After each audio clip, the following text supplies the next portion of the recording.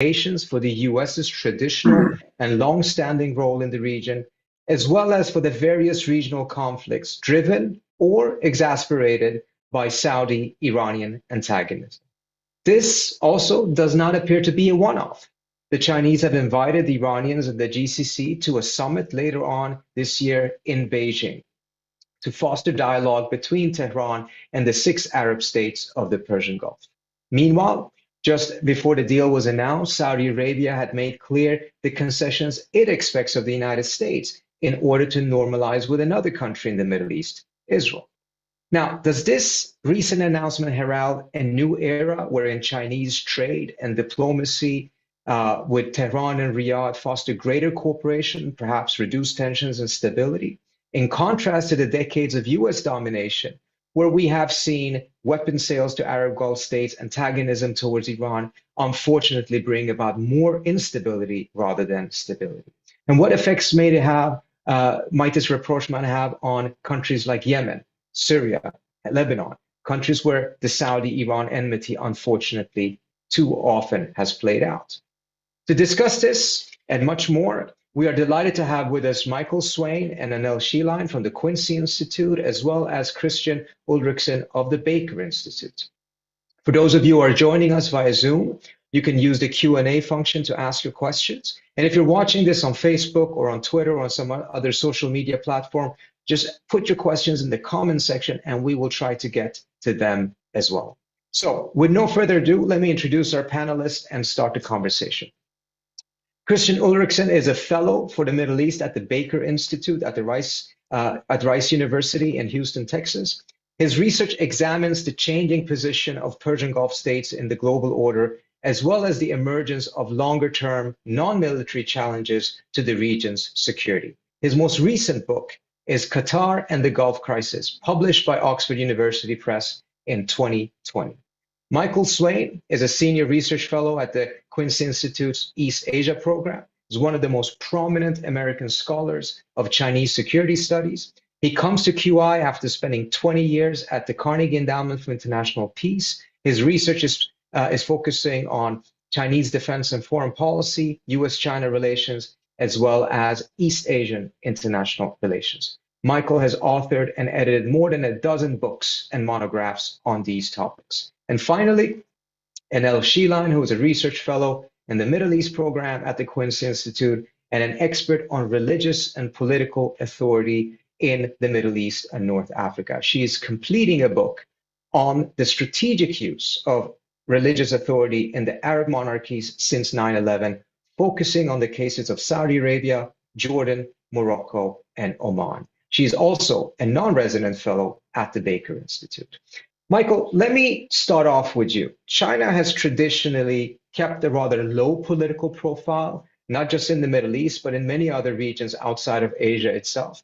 It has shown very little interest in engaging or getting itself entangled in the various conflicts, and certainly very little interest in mediating, mindful of the fact that once you become a mediator, it's difficult to disentangle yourself from the conflicts of the region.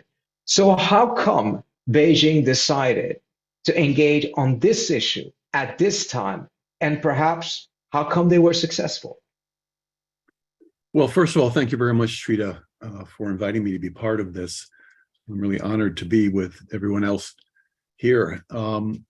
Yes, I think in many ways, what China has done here in brokering this deal between Iran and Saudi Arabia is depart from really a long-standing policy stance in the Middle East. Previously, it had focused almost exclusively on strengthening economic and political relations with individual Middle Eastern states. It had played some minor roles in the conflicts that had been going on in Yemen and Syria, but nothing like this. China was arguably, I think, uniquely positioned to play this kind of role as mediator with Iran and Saudi Arabia. As we know, it has good relations with both countries.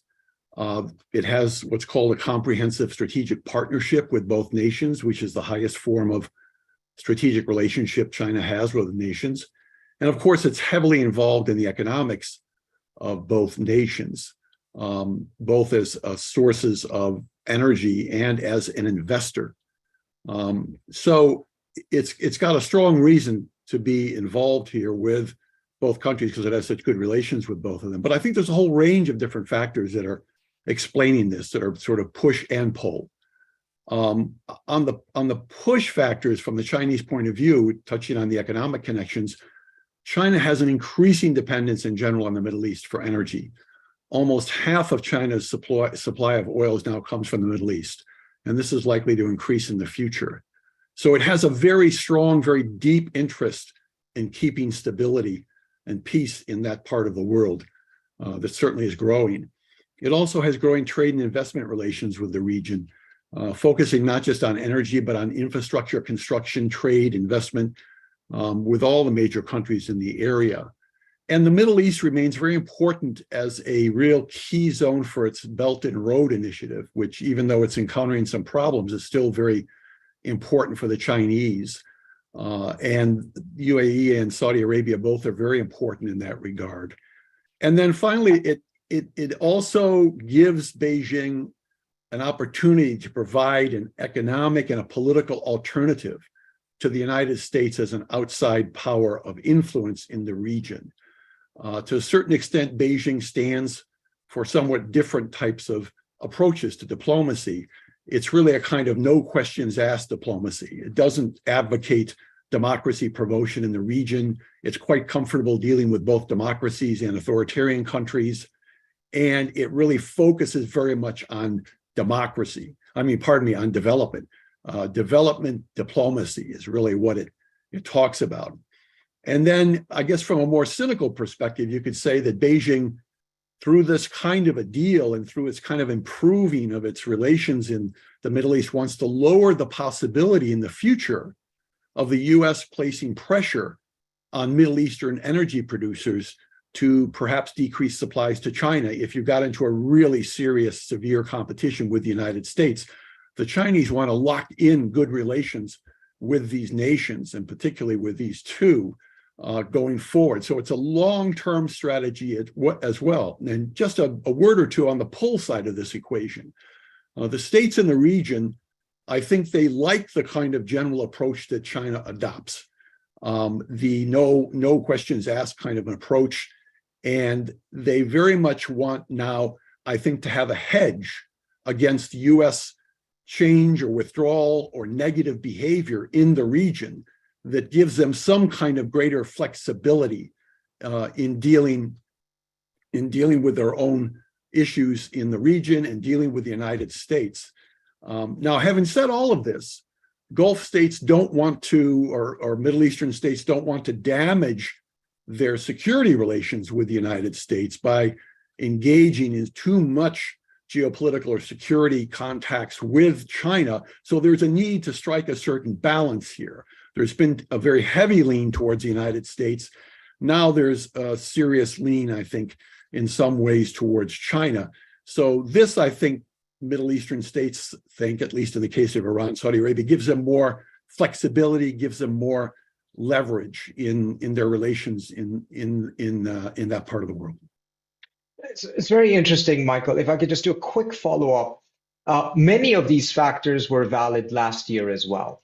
So when it comes to the timing of this, do you see the deterioration of U.S.-China relations in an effort by the U.S. side to depict China as a disruptive force, a potential challenge, a threat to the world order, as a factor that has pulled the Chinese to perhaps do this type of mediation sooner than they otherwise had envisioned? If they at any point had thought that they were going to play this role, I assume it would not be now, but later on in the future.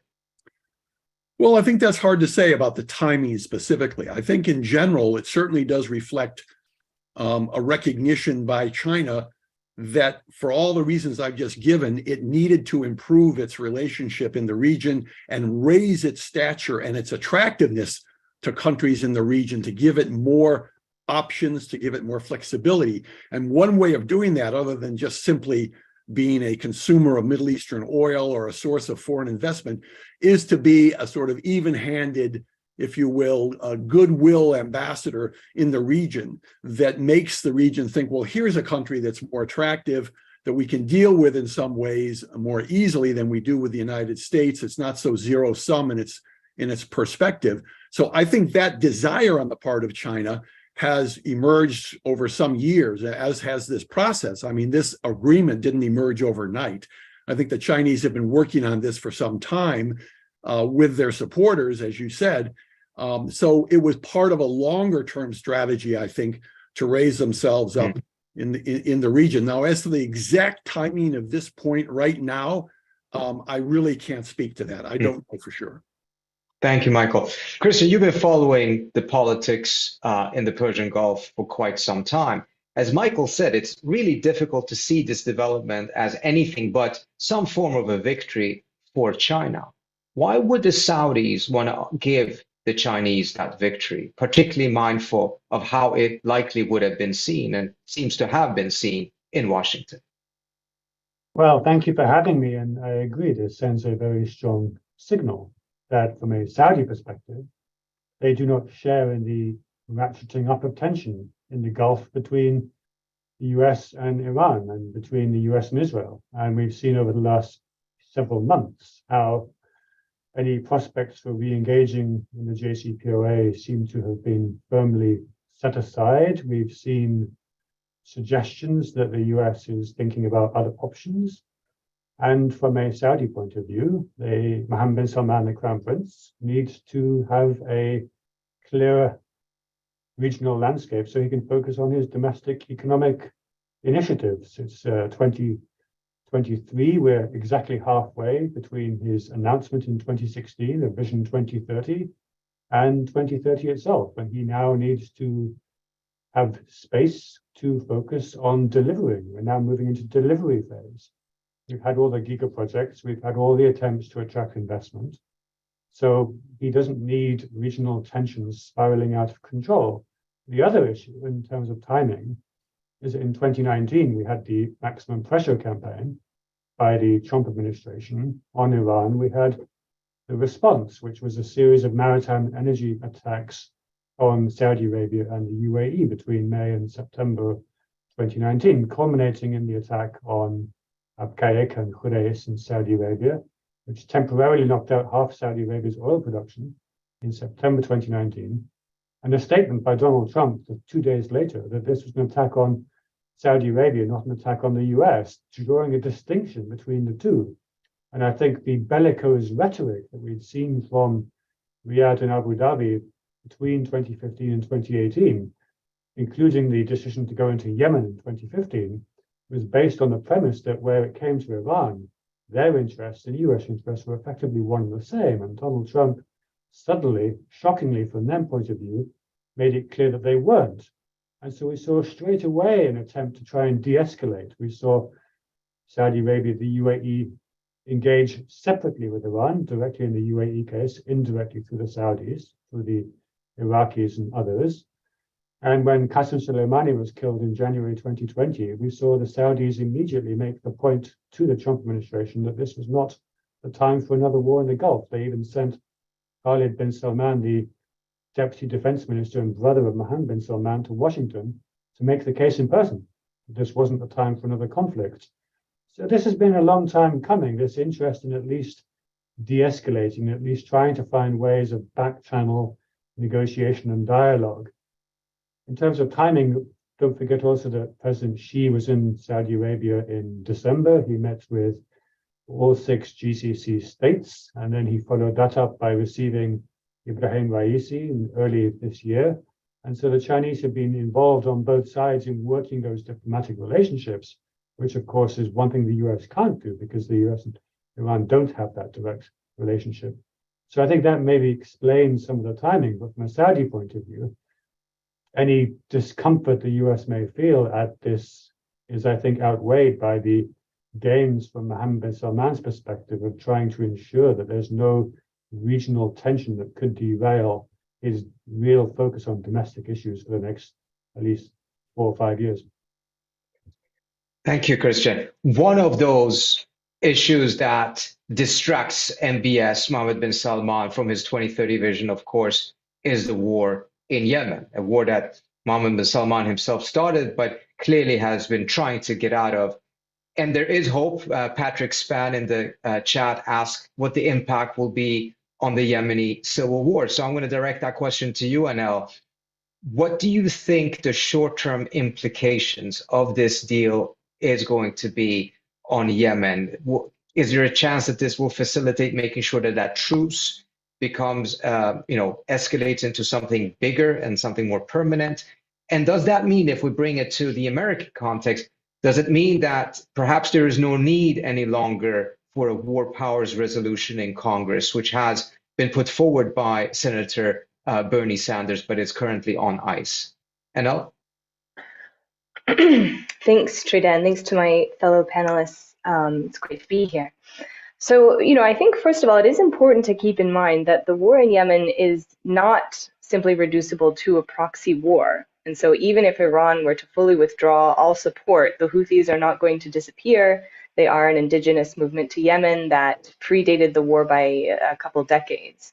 So I think that this tendency to view Iranian-Saudi normalization as perhaps heralding a new era of optimism for Yemen, while it's certainly understandable that, there's great hope that the war in Yemen will finally come to an end, it is important to keep in mind that there are major internal factors driving what's happening in Yemen. At the same time, this normalization is certainly not going to hurt matters. And in general, there's been this concern, especially in Washington, that the U.S. and Riyadh lacked any sort of leverage with which to pressure the Houthis to recommit to the truce or otherwise commit to the terms of this potential deal that's been discussed and bandied about that the Saudis and Houthis may agree to, that would allow the Saudis to finally withdraw and would leave the Houthis essentially in charge of the territory they currently control in Yemen. And there was concern that the Houthis might renege on that deal. But now, in this context of Iran having an incentive to make sure the Houthis don't renege, I would hope that Riyadh would feel somewhat reassured that if the Houthis do agree to this, that the Saudis could feel more confident that it would last. I do think, just to Trita, to your question about the impact on a war powers resolution, I mean, the unfortunate thing is, the future of Iran-Saudi normalization, as well as kind of Houthi-Saudi negotiations, those are likely to go up and down.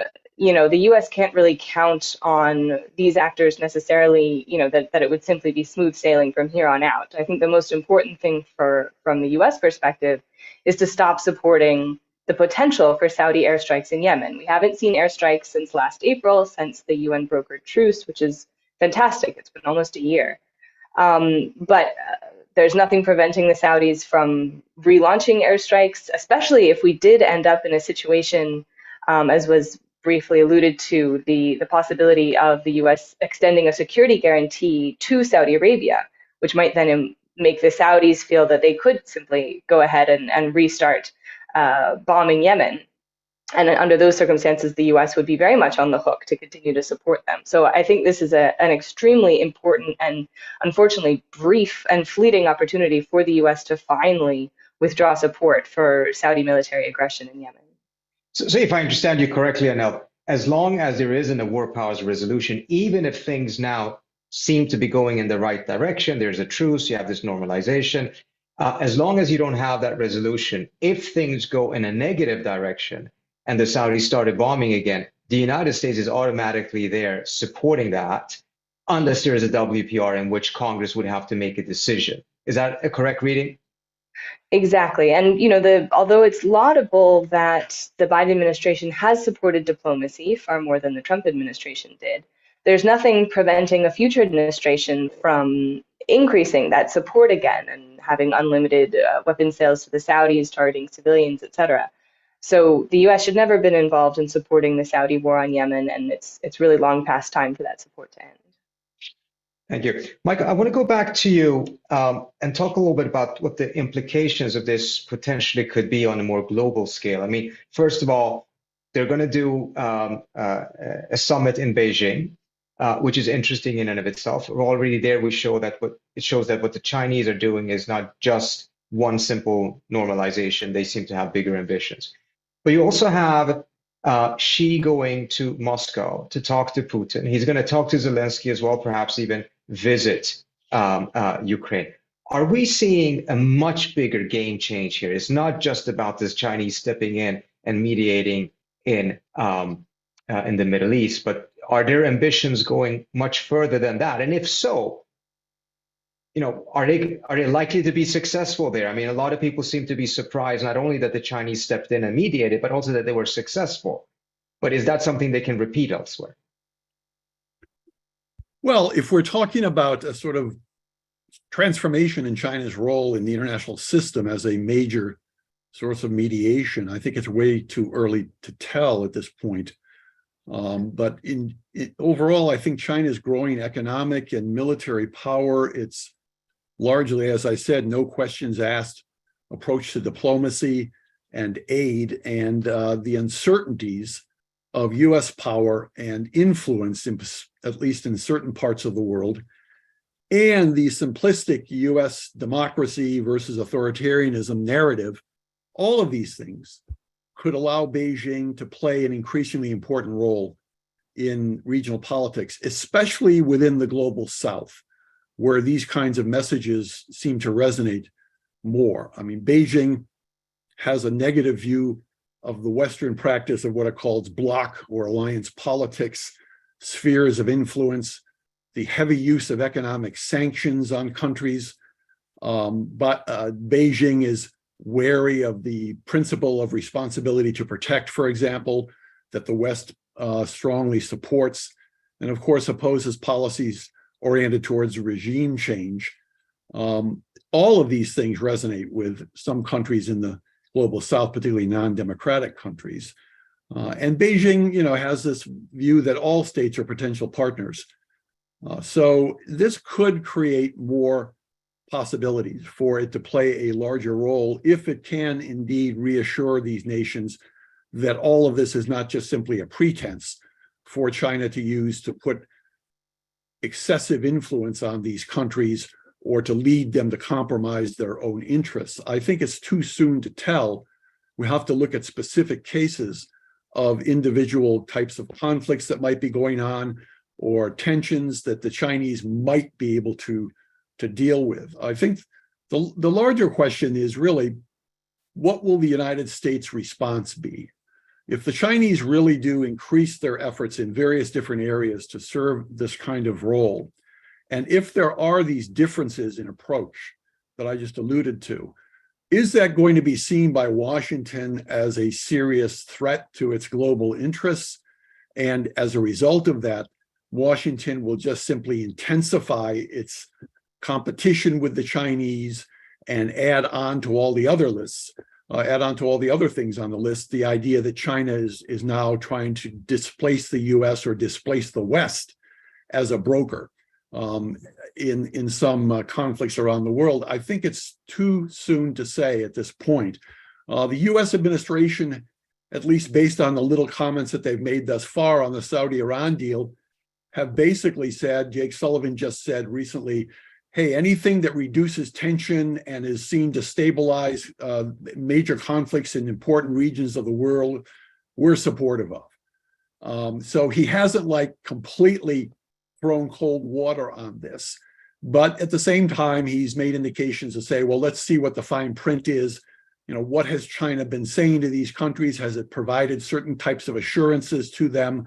What exactly is China going to be gaining out of this other than some degree of diplomatic prestige and some degree of stabilization of the environment? So it's too soon to tell, I think, at this point exactly what will ensue. I should say that Sullivan has said that the Saudis kept Washington informed throughout the process of the Iranian-Saudi negotiations. He did not give the impression that the United States was put out of the loop and it didn't know what was happening.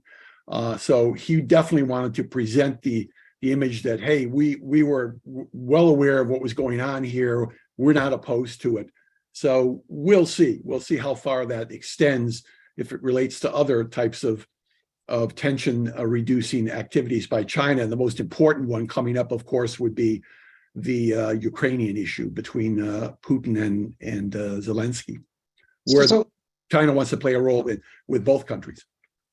So, Kristian, let me have you answer that question, which is, what should the U.S.'s reaction be on? So far as Michael pointed out, Jake Sullivan and the White House as a whole have had a pretty disciplined message. They're not against this. They welcome it.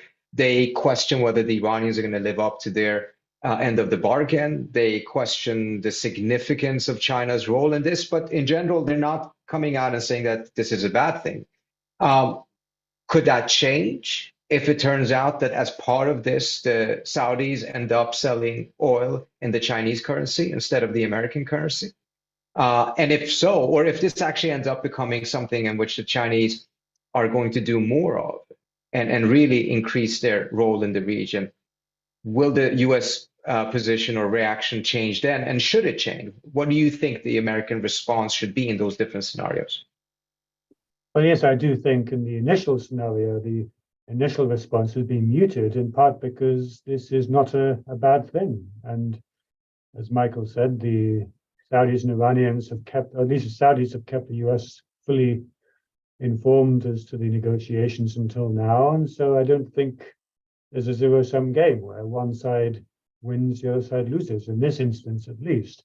Now, were the relationship to deepen in ways that you suggest, were the Saudis to start selling oil in other than dollars, that might be something the Saudis would, that the US would respond to. And of course, the US has various levers they could try to activate in terms of pressure on the Saudis with arms sales or restrictions on arms sales or political pressure as well. Although I suspect that from a Saudi point of view, they're trying to make it very clear to the US that we have options, we have alternative relationships that we are willing and able to deploy should we not get what we perceive we need from you, from the US. And especially when contrasted with the attempts by the Biden administration to isolate Mohammed bin Salman for the first 2 years, or at least for the first year and a half of his presidency. I think that has shown Mohammed bin Salman has been very willing to show that actually there are other world leaders who are only too keen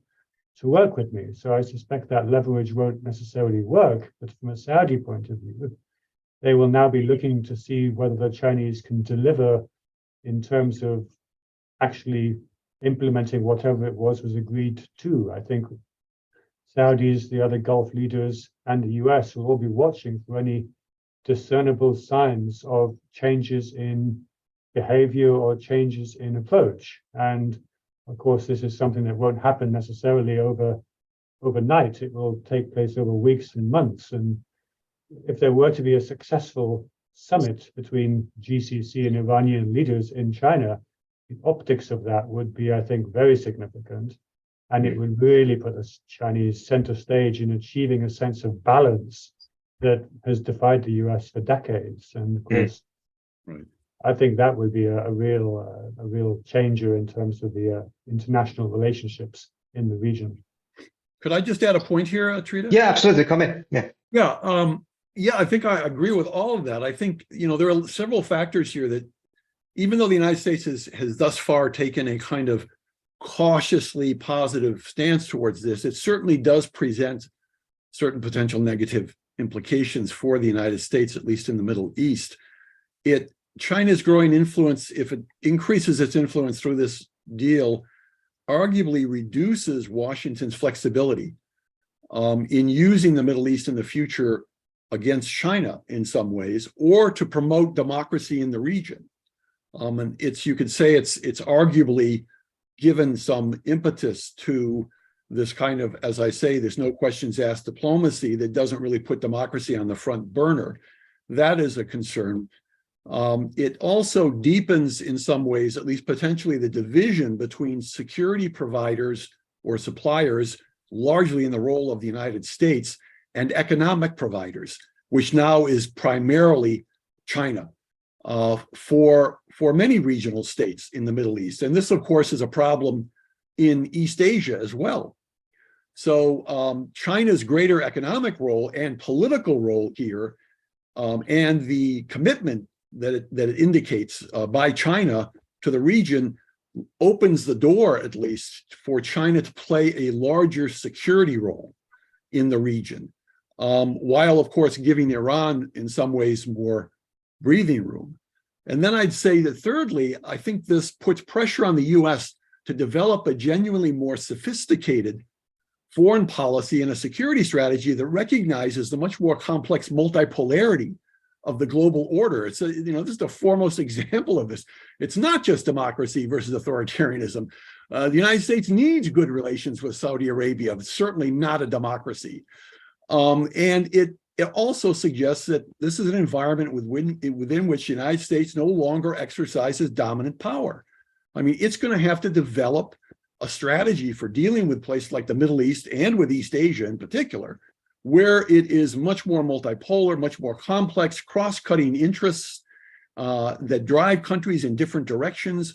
The United States can't apply a simple template to these regions and to these relationships. It has to really become much more nimble and much more sophisticated in its policies. And I don't see that happening, frankly, in a lot of ways. And so I think it really is either directly or indirectly a significant challenge to the United States. Yeah, because when you take a look at it, our approach to mediation, at least in the Middle East, has been to explicitly be partial. We do not claim to or want to be impartial brokers. Right. Our mediation in Israel-Palestine, for instance, is geared to making sure that the Israelis get the best possible deal, if there is a deal at all. In many ways, I would say the same thing when it comes to Saudi and Yemen right now. And that may have worked for a long time because there was no other game in town. But now when there is another game in town that actually approaches it differently, very disciplined and trying to be impartial, it really does emphasize the point you made, Michael, that we have to improve our game quite a lot if we still want to be seen as a power that can bring about diplomatic solutions in the Middle East. Talking about that, winners and losers, it seems to me, Annelle, that most countries in the region have been quite welcoming of this agreement, with the potential exception of Israel. First, tell me, is that a correct reading, or what is the reaction of most of the countries in the region? And is this, and I've seen several people in the chat, Professor Kishavaz, Henry Berman, etc., have asked, what does this mean for Israel? And Kristian, get in on this question as well if you want to. Annelle. Well, certainly, and as has come up, it was going back to this question of timing. I do think it is quite interesting that it was just a day or two before that the Saudis did leak the concessions they would require from the United States in order to normalize with Israel. Those would include a civilian nuclear program that would include the ability for them to enrich their own uranium, which would potentially allow them to develop a nuclear weapon, as well as a security guarantee possibly taking the form of major non-NATO ally status, and also just easier access to US weaponry. The Saudis have had to deal with some significant pushback lately in Congress, particularly about weapon sales having to do with the war on Yemen. And I think the Saudis are concerned about that moving forward. And so it just sort of takes on this flavor of, are the Saudis just trying to make the US jealous, essentially, to kind of pressure the US to move forward on offering these concessions, getting the Saudis to go ahead and normalize with Israel, perhaps even making additional concessions now, since the stakes are heightened by this China deal, which I do think would be a mistake on the part of the Biden administration. And I think this is part of why we have seen the Israelis as perhaps the only party coming out and criticizing this, whereas elsewhere across the region, it's been welcomed across the board. The Houthis supporting it, having statements from kind of many different corners of the world, just breathing sort of a sigh of relief in hopes that not only would this lead to a reduction of tensions in places like Yemen, but also Syria and Iraq and Lebanon. Whereas the Israelis were having this blame game of, is it because of this new far right-wing government that is making it increasingly awkward for the Saudis to consider normalization with Israel at this time? Or, Netanyahu is saying it's the fault of the previous government who wasn't, strong enough, they weren't hardline enough. So I do wonder a little bit, because we were starting to see what looked potentially like an escalation of tensions that an Israeli attack on Iran might have provoked an escalation, perhaps all-out war. And so I do wonder about the timing of this, perhaps forestalling an outcome like that, at least for now. Do you see it that way, Kristian? Do you think, whether it was intended for such reasons or not, that this actually reduces the likelihood of an Israeli strike on Iran and the nuclear program, or are those completely separate issues? Well, I mean, without knowing anything for sure, it's hard to conclude that the timing was not coincidental, that the leak on Thursday was not connected to anything coming out on Friday. And I imagine that the message, the signal that was being sent was that Saudi Arabia has alternatives. We don't just all have all of our eggs in one basket. If we don't get what we want, we will go elsewhere.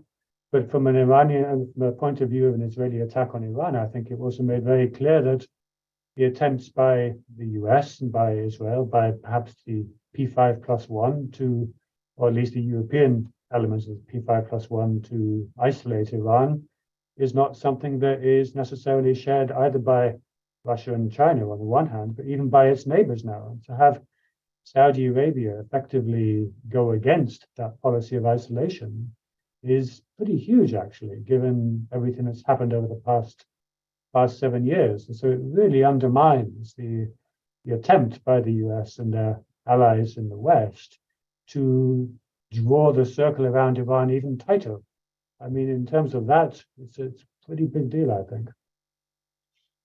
We mentioned potential winners and losers. Several people in the chat are also asking about what the impact potentially is on human rights in the region. Moji Agha is asking that. Professor Keshavarz, Parisa Hamidanejad are wondering, does this actually increase the leeway for the Iranian regime to continue to repress the Iranian people? And potentially also on the Saudi side, does this agreement was about making sure that the two sides no longer would interfere in each other's internal affairs. Is that a good thing from the perspective of development inside those countries towards greater openness and freedom, or is actually a negative? I know, Kristian, anyone who wants to take that question. I can take an initial stab. In general, I do think sometimes the lip service that the U.S. government pays to human rights can sometimes undermine the perception of their legitimacy. As we were saying, the sort of, this strings-free diplomacy that China's not asking for any sort of democratic reforms is certainly appealing for these deeply authoritarian governments in Tehran and Riyadh. But at the same time, I can't say that the era of US military hegemony in the Middle East has been in any way good for democracy. It's really mostly just been good for weapons manufacturers.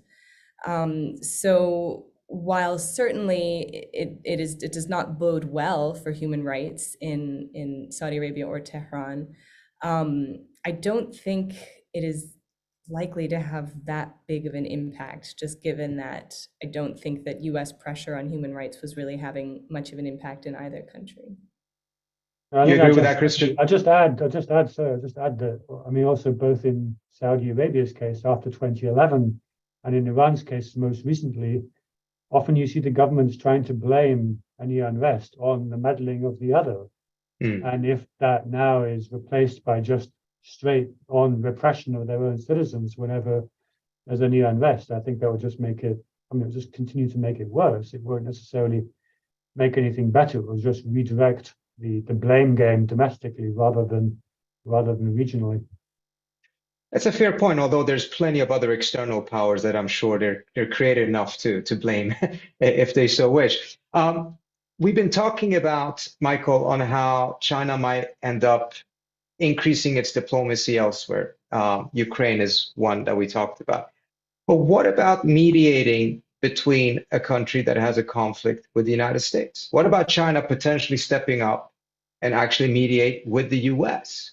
In terms of, for instance, we've seen people ask in the chat about, does this have any impact on the JCPOA? Would the Chinese potentially now also seek to revive that agreement, which is now deadlocked between the US and Iran, the main two problems there? And there, China actually already has a seat at the table, unlike with Ukraine and Russia. They are part of the P5+1. They played an important role in signing the JCPOA in the first place. They continue to support the agreement. Wouldn't that be a more natural first step, or is it too difficult because the counterpart is the US? Well, I think in an ideal world, you might make the argument that it might make some sense for the Chinese to play some kind of mediator role for some of the reasons you've given, but I don't think that's the world we're in. I think that the idea of China actually playing a genuinely sort of neutral mediator role between Iran and the United States would be met in the United States with nothing but derision. I think the Congress would go ape over the idea. It would deeply criticize any administration that would accept China as an impartial arbiter in any kind of conflict involving the United States, because the underlying assumption in most areas in Washington these days is that China is an adversary.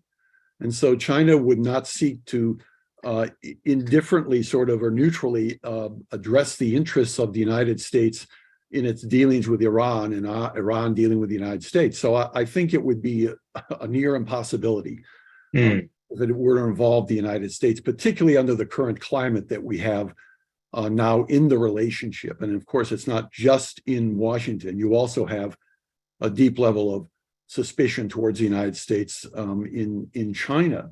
So, which raises the question whether China would also be willing to play such a role vis-a-vis the United States, or thought it might be used by the United States in such a role. Interesting. I have a two-part question for Annelle and Kristian here. Comparing this normalization deal with the Abraham Accords, one of the things that the Abraham Accords did is that it was very explicit about moving beyond the Israeli-Palestinian issue, which essentially mean, shoving the rights of the Palestinian people under the rug. We're just essentially pretending it's not there any longer. It did not resolve them. In the views of many, it threw the Palestinians under the bus. The Iran-Saudi normalization doesn't seem to throw any third-party population under the bus in the same way. But does it have an impact on the Israeli-Palestinian issue? Does it have an impact for the cause of the Palestinians, which both the Iranians and the Saudis claim to support? Whether they truly do so or not is a different issue. And secondly, does it increase or decrease the likelihood that Saudi Arabia may actually do its own campaign of diplomacy by actually the next step after this normalization is to move forward with normalization with Israel as well, which has been discussed for quite some time? Kristian, you want to go first on that one? Yeah, sure, thanks. In terms of the Abraham Accords, I would imagine that the Saudis will not, have obviously made it clear that they will not normalize with Israel at any cost. And so, although we did see from the leaks last week that the Palestinian issue did not seem to be one of the main asks the Saudis would be making, both of the Israelis, but of the US as well. And again, I just think any meaningful change on Saudi Arabia's position will not happen, at least while King Salman is still alive and at least in a leadership capacity, given his lifelong commitment to the Palestinian cause. Saudi policy remains the policy of the Arab Peace Initiative in 2002. Now, whether or not Mohammed bin Salman at some point as king would want to move beyond it, I think he would like to, but he's got to wait, I think, for him to be king first. So I don't see any short-term change there. What I think has been interesting is that this regional agreement with Iran, if you remember back in 2021 when the administration came in, there was a lot of talk by Gulf partners that they were convinced that the administration would join or rejoin the JCPOA. And Biden at that time was then talking about a follow-on agreement which would address issues of regional concern.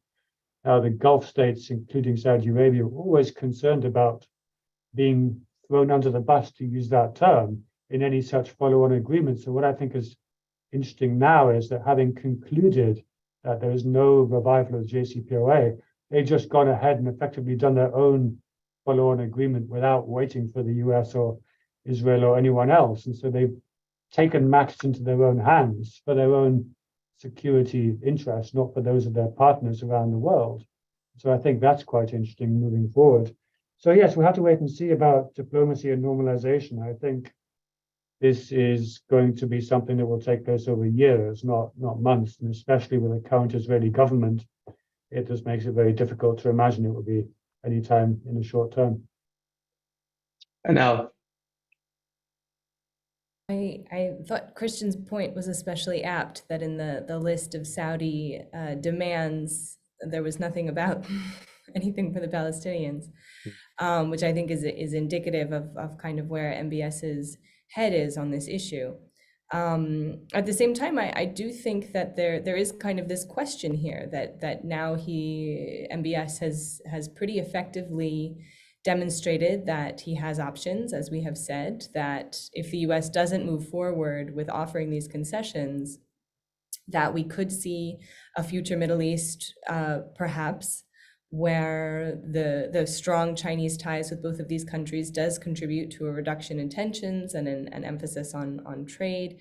And under those circumstances, where we're not seeing this sort of alignment of the Arab Gulf states and Israel lining up against Iran, I do think we're likely to see the possibility for more progress on the issue of Palestine and the rights of Palestinians.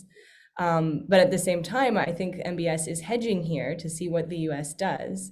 And if the US does move forward to offer what he wants and to grant those concessions, that he would be perfectly happy to move forward, ignoring the rights of Palestinians. At the same time, we did hear from the foreign minister of Saudi Arabia at Davos, reiterating the Saudi commitment to the 2002 deal that would require a two-state solution for Palestinians. And so to what extent would the Saudis be willing to walk that back? I do think MBS is dealing with a lot of the possibility of unrest as he moves forward with his very ambitious domestic agenda. And he doesn't really want to take on a population potentially quite incensed by normalization with Israel. So I think from his perspective, being able to sort of bat this can a bit further down the road, he would see that as being in his interests. And not only in his interests, aren't the Saudis sitting pretty well right now? Because they're getting some of the things that the Saudi population is okay with, which is, direct flights and business, without doing the normalization, which could cause some upheaval. And at the same time, the longer they wait, the more likely it is that the United States is going to throw in even more goodies in order for them to go along with this. So why shouldn't they wait at this point? Exactly. I think, this really does, for all that MBS's first years in power, he was perhaps flailing a little bit and making a lot of foreign policy faux pas, whether, not to call the war in Yemen a faux pas, but making mistakes, whether it came to Lebanon or Yemen or elsewhere. It does seem that maybe he's starting to learn and becoming a little bit more savvy, at least in this realm. We talked a lot about about Yemen, because that's the country that immediately comes to mind when it comes to the manner in which the Saudi-Iranian rivalry has been destructive for the region, or at least in the sense that it's exacerbated it. But Lebanon is another country that has also been victimized by this rivalry. What are the implications for Lebanon? Lebanon is in a very, very bad situation economically, politically deadlocked. Can this help bring about a political solution there as well? Kristian.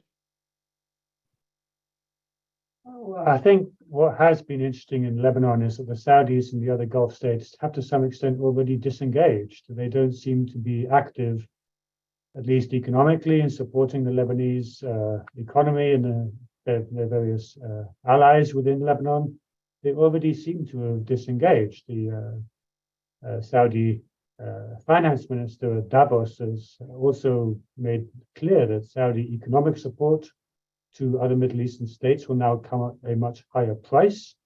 The time of unconditional support is over. And I think that was sending a message to countries like Lebanon or Egypt or Pakistan as well, that effectively you're on your own. So I don't see that Lebanon's political impasse necessarily changes as a result of this, but at least maybe one element of external tension which could have complicated that might at least be removed. But then the next step, of course, is for the Lebanese political actors to come together and agree on a solution that has until now, I think, defied any easy resolution. Annelle, anything you want to add to that? Just to reiterate, I don't think, unfortunately, that Lebanon is necessarily a top priority, certainly not for Riyadh. May remain a bit more of a priority for Tehran, although that wouldn't necessarily result in a resolution of their political problems. But in general, I do think that we're unlikely to see much more money coming out of the Gulf states. I think they're really kind of ready to wash their hands of the situation, unfortunately, because they really contributed to the situation in which Lebanon now finds itself. Michael, I'm going to give the last question to you. And I know our focus here is on the Iran-Saudi deal and the Middle East largely, but I want to take it to a broader conversation about the U.S. and China. U.S.-China relations have very fast become very tense over the course of the last couple of years. Couple of years ago, any conversation in Washington about a potential war with China was, delusional. It was outside of the realm of possibility or likelihood. And now, unfortunately, it is commonly discussed and it's seen as a very likely reality. We have a senior Pentagon official talking about it happening within the next 2 years. Will this, in your view, have any impact on the way the US and China chooses to deal with each other going forward? Forget about the Middle East or any specific region. When it comes to US and China, does China's increased diplomatic role on the international stage increase the likelihood of a different, less confrontational approach by the two states vis-a-vis each other, or will it have no impact on it? I wish I knew the answer to that. I wish you knew it as well. That's why I asked you. I think, it's when you say the United States, I mean, the Congress will, I think many in Congress will look at this Iran-Saudi deal and they'll say, here's China really trying to weigh in and influence a critical region of the world that is so important for the United States. That directly represents a threat. And it represents an indication of a much more potent China able to wield its influence. If it can broker a deal between Saudi Arabia and Iran, my goodness, what can it do? What can't it do? And so it would heighten, I think, the concerns of some people on the Hill.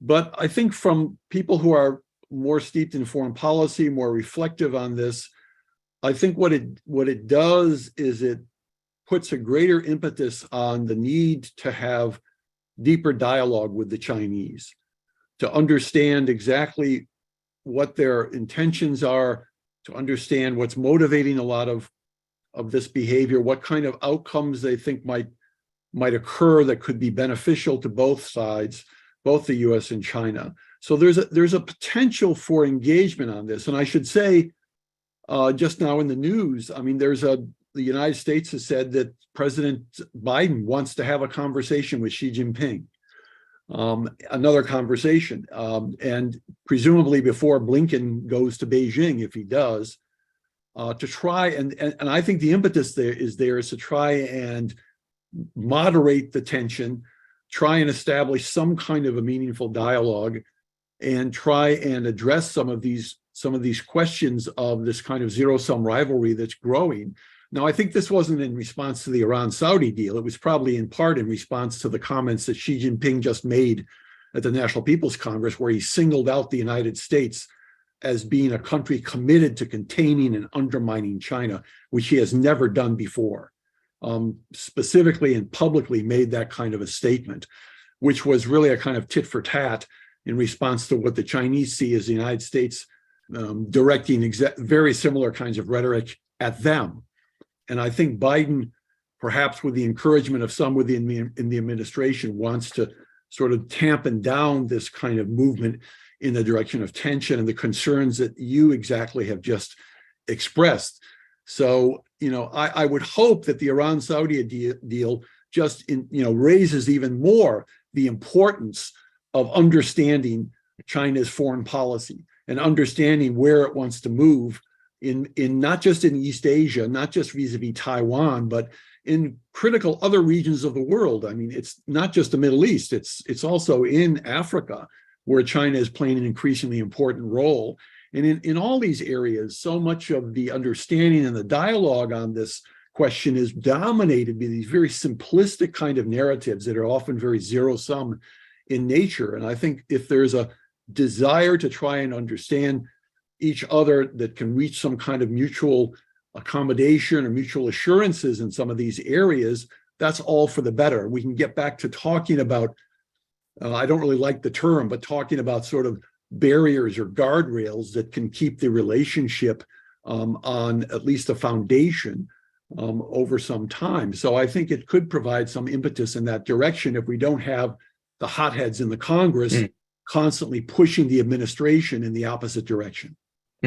Interesting. And my apologies, I lied. We do have time for one more question. I want to send it to you, Kristian, because over here in Washington, of course, one of the first reactions were speculation as to whether this deal is indicative of America's declining influence. Eldar Mammadov writes on Responsible Statecraft today that it's also, in his view, an indication of a declining European role and influence in the Middle East. Do you agree with that, Kristian? What does this mean for Europe's even more long-standing influence and role in the Middle East? I mean, some of the Gulf leaders have been convinced of a US disengagement for years now, and so nothing that the US seems to say or do can shake that belief. So I think this is part of that, is rooted in that desire to diversify their relationships. I mean, for Europe has just announced its first special envoy for the Gulf. It'll be interesting to see whether that changes anything in Europe's reaction or role in Gulf policymaking. I suspect that it probably won't, but at least from a rhetorical point of view, the Europeans are obviously now looking at energy security from a regional lens. And so anything that contributes to dialing down tension in the Strait of Hormuz that could potentially be another shock to energy security, which would have even more of a knock-on effect to Europe as we approach a potential second winter of the war in Ukraine. I think that would be uppermost in their minds to ensure that they can engage with China, with others, to try and at least have stability of supply. Very interesting. Thank you all so much. This was a fantastic conversation. Thank you to you, Annelle, Kristian, Michael. I hope we can do this soon again. For all of you who are watching this, please make sure you go to quincyinst.org and sign up for our mailing list so that you can get notifications of all of our future events. There's several of them coming up. One is tomorrow. It is titled, "Is Congress Captured by the Arms Industry?" That is talking about the Pentagon budget. The new one that came out. Panelists include former Congresswoman Jackie Speer, Dan Grazier, as well as William Harting of the Quincy Institute, and the moderator is Kelly Vlahos of Responsible Statecraft. Thank you so much for joining us, and hope to see you all soon again. Thank you. Thanks, guys. That was a fantastic conversation. Hope you enjoyed it. Thanks for having me. Thank you. Thanks for coming on at such short notice. Hey, we aim. We'll be in touch.